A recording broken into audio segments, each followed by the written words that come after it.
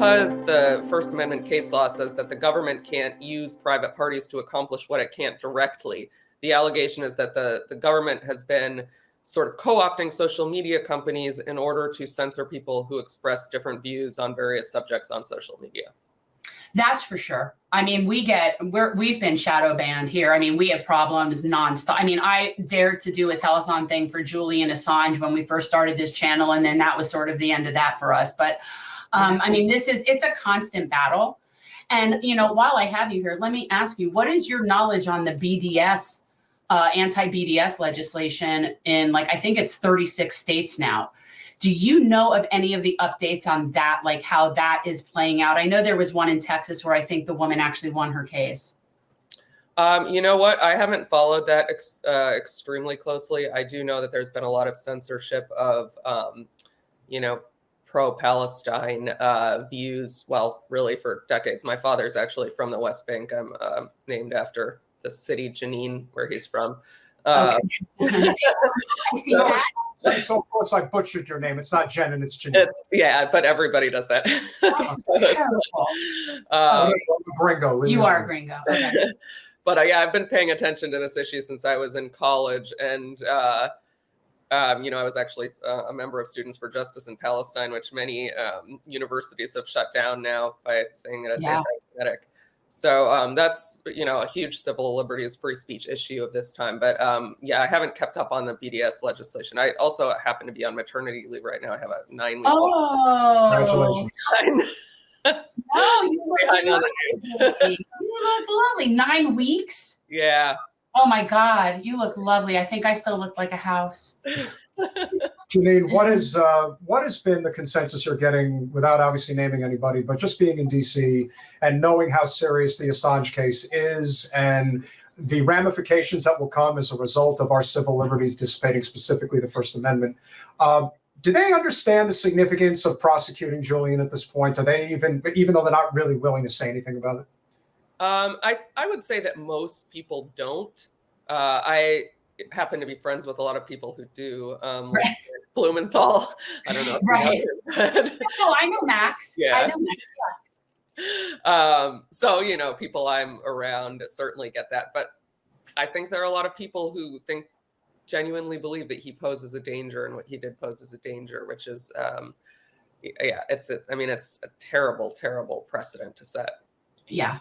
And I always say it's not even so much, I mean, it is to some extent our right to say things, like we have the right to say what we want to say, but there's this huge component of our public right to hear things and to get information of things. So I don't think that people understand the importance of that. And it's always from the perspective of my right to say whatever I want, which I do agree is important. But when we look at it from a perspective of prosecuting someone like Julian Assange, that's a violation of our right to know. That's a violation of our right to that information, which is really what the freedom of the press is about.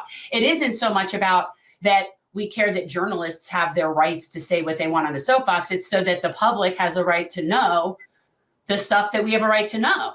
And that's what's so upsetting about the Assange thing, is it really has nothing to do with him personally, and they've made it that.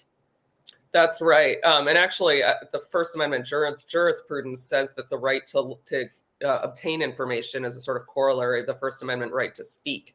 So everybody's First Amendment rights are violated when the government is involved in censorship. And one of the reasons I like to tell people about the Murthy case is I think it sort of exemplifies why we have a First Amendment. Two of our clients are top epidemiologists, Jay Bhattacharya and Martin Kulldorff from Harvard and Stanford, who were censored because they dissented on lockdowns and mandates. They thought they weren't a good idea. They would do more harm than good. And the Biden administration and people in the NIH like Anthony Fauci were trying to get them censored so that the public got this idea that there was a consensus on these measures, when actually there was a lot of dissent among scientists and people who specialize in the requisite fields. So the public really didn't get the full idea that there was there were a spectrum of viewpoints, there were debates on this subject, and that meant that there was sort of this view was imposed on the public that we had to adopt lockdowns, we had to do mask mandates and vaccine mandates. And so the debate that should have taken place just didn't. Yeah, no, you're right. I mean, the people who spoke out against anything at that time, it was like how the anti-war people are treated when they get let go of net. Like, you dared to speak out against the empire.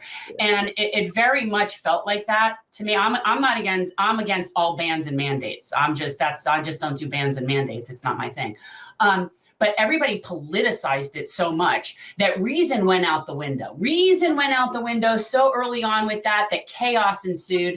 And as soon as I saw that happening, I'm like, oh yeah, this is over. We're no longer dealing with science and reason. Now we're just tribalizing actual pandemic. But that's what happens when corporate special interests capture our government. I keep telling everybody, no matter what side of the political aisle you're on, we deal with people that are on the left that think that, it's all the corporate element of, privatizing the entire system. Then people on the right will always say, well, it's the government that's completely destroyed the market. And my attitude is, no, actually, it's both.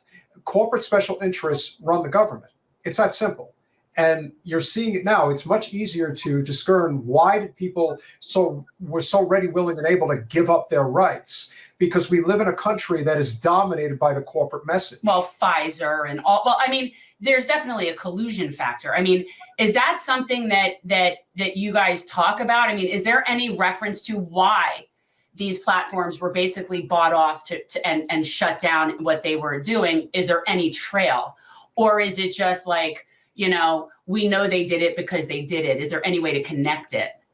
Yeah, no, there are a lot of emails from the Biden administration where high up people on the White House staff were threatening tech company employees, basically saying, if you don't censor this, information, we're going to have to look at our options, what we can do about that. They were specifically talking about repeal of Section 230, which protects the companies from liability for what people say on their platforms. And it's very important to the companies because, if you could be sued for what anybody posts on Twitter, defamation, it's going to change the nature of social media. So, the administration making these threats had a huge impact on the companies. And they actually say in the email sometimes, okay, we're going to change our policies. We'll make sure we get rid of that vaccine misinformation. And one other point I'd like to make is the demands included removing information, true stories about like vaccine side effects. So people who are posting true accounts of what happened to them, the administration actually said, take those down because that might make people vaccine hesitant. And I mean, that should be scary to people. And in fact, we have a separate lawsuit that involves vaccine injured people whose private chat groups were banned at the government's behest. So they were like trying to seek solace in the company of others and exchange ideas for treating their vaccine injuries. And the government was didn't want them communicating with each other because it might spread vaccine misinformation. Yeah, go ahead. Sorry. The thing that really stood out to me, regardless of what anybody thinks, I mean, I did take the vaccine. However, one thing that that really made me see it in a different light, and I always knew that the element of trusting anything that was coming from Big Pharma was always to be treated from the perspective of they're probably not telling the truth. Right. Like, we never promoted it by any stretch. I was skeptical of that from day one. The problem was that when Joe Rogan, who obviously has the biggest platform outside of corporate media in the country, decided to say that I'm taking ivermectin, and their response to that is he's taking horse dewormer. We know that there are two kinds of ivermectin. There's one for human consumption and one for, obviously animal consumption. And the fact that they were saying that he was taking an animal used, type of medical product, to me, that screamed, okay, clearly they're trying to hide something here. And what I've always maintained is the biggest thing they're trying to hide is that this is the only major developed country on earth that does not have a universal single-payer system. Every other nation does, except for us, we have the for-profit system. And the goal is not to get people vaccinated. It is how much money can we possibly make off of scaring the shit out of the whole country. That, to me, was always the intent, and that has still not changed. I think that a lot more people are aware now, and I do agree with you. We've communicated with a number of people that have said that they've been vaccine injured, and I'm sure it's true. There is no getting around that reality. And while some people think that, oh no, we have to get away from the fascists, no, the fascism's already here. Yeah, we're in it. The merger of the corporate state has happened. We're there, people. Welcome. So denying that reality, I think, is a big, it's like you didn't wake up to, you need to wake up and smell the coffee kind of thing. Thanks for watching. If you want to support our mission to transform politics into service, please like this video, subscribe, follow us on social media, and consider joining our Patreon, where you'll get early access to our interviews as well as other exclusive content. Links are in the description. Peace out.